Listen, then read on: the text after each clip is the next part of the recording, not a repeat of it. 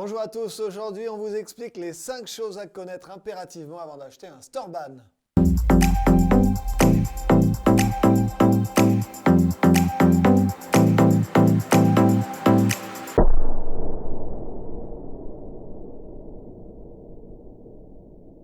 Bonjour à tous et bienvenue sur la chaîne YouTube de la société Store et Pergola. Depuis 1986, nous fabriquons et nous installons des dispositifs de protection solaire en France et en Europe. Alors si vous avez un projet d'équipement, si vous vous posez des questions, vous êtes au bon endroit. Si c'est votre première visite sur notre chaîne, cliquez vite sur le gros bouton rouge ci-dessous pour vous abonner. Ce faisant, vous nous encouragez à produire toujours plus de contenu et vous restez informés chaque fois que nous mettrons en ligne de nouvelles vidéos.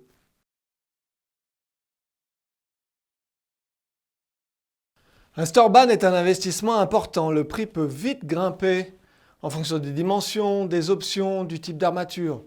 Store monobloc, semi-coffre ou coffre. La durée de vie d'un Storban, digne de ce nom, est d'environ 40 ans. Vous avez donc besoin d'un matériel solide, durable et éprouvé.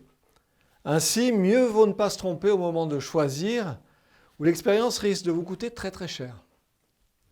Il existe des stores à tous les prix. Et ils donnent l'impression désagréable de se ressembler tous. On a du mal à comprendre ce qui peut bien justifier ces écarts de prix. Cela n'est qu'apparent. En réalité, les écarts de prix ont souvent une justification technique. Nous allons vous aider à affiner votre jugement et comprendre ce qui peut justifier ces différences. Avez-vous besoin d'un store sur mesure ou pas? Voilà une question à vous poser en priorité.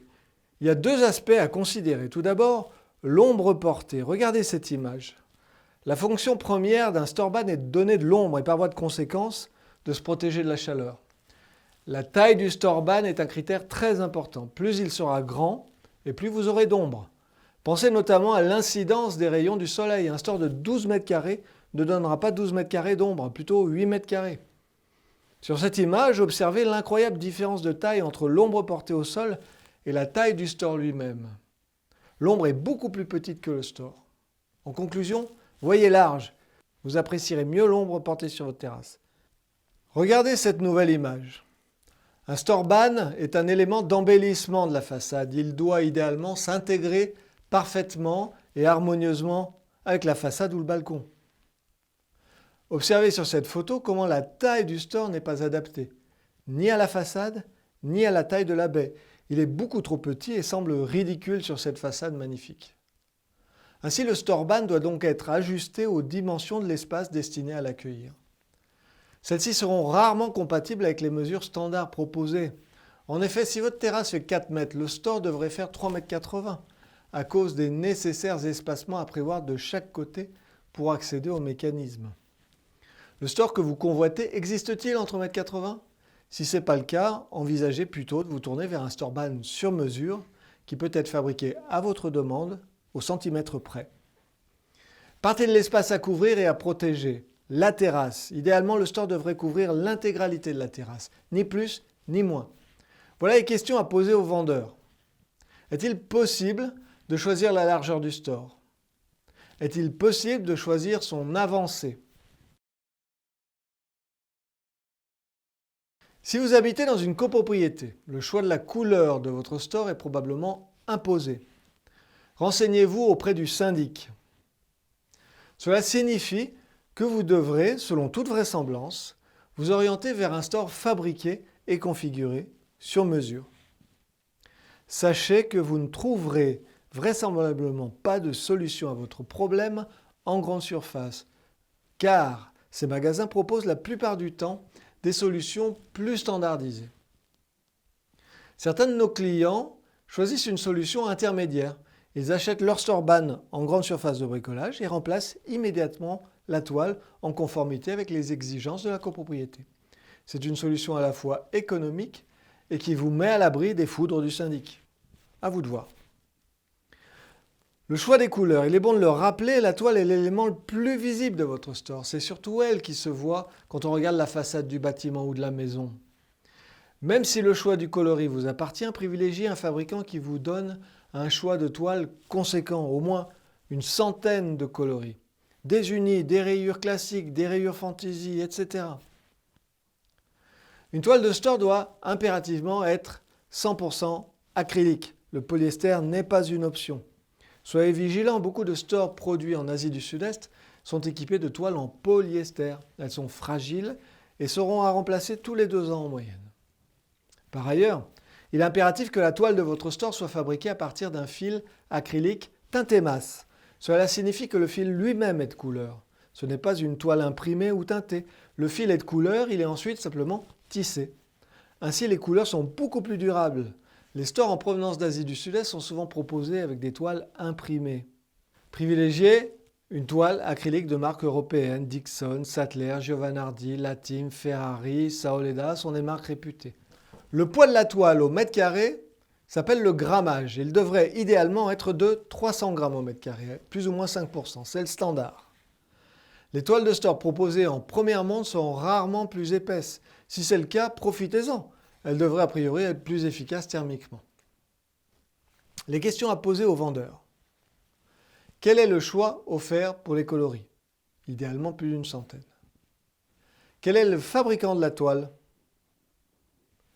S'agit-il bien d'une toile 100% acrylique, teintée masse? Quel est le grammage de la toile? On appelle armature la partie métallique du store par opposition à la toile. Aujourd'hui, les armatures des stores sont en aluminium extrudé.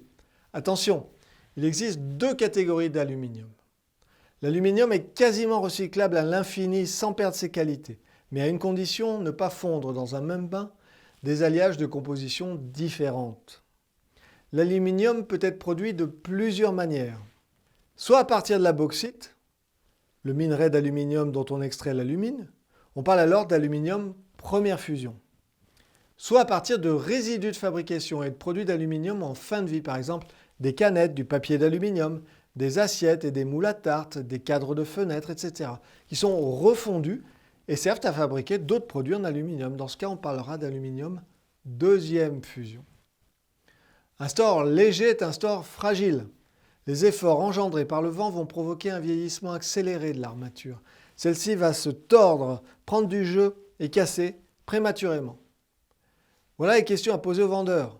Quelle est la nature de l'aluminium employé? Pas d'infos? Passez votre chemin, c'est mauvais signe. Un store de qualité fabriqué exclusivement en aluminium première fusion. Les stores en provenance d'Asie du Sud-Est en deuxième fusion pour des questions de coût. Quel est le poids du store? Pas d'infos? Passez votre chemin. C'est mauvais signe. Un store devrait être lourd. Le laquage de l'armature est-il labellisé? Calicote, Calimarine? A-t-il des informations à vous communiquer à ce propos? Les bras d'un store sont probablement les pièces les plus importantes du store.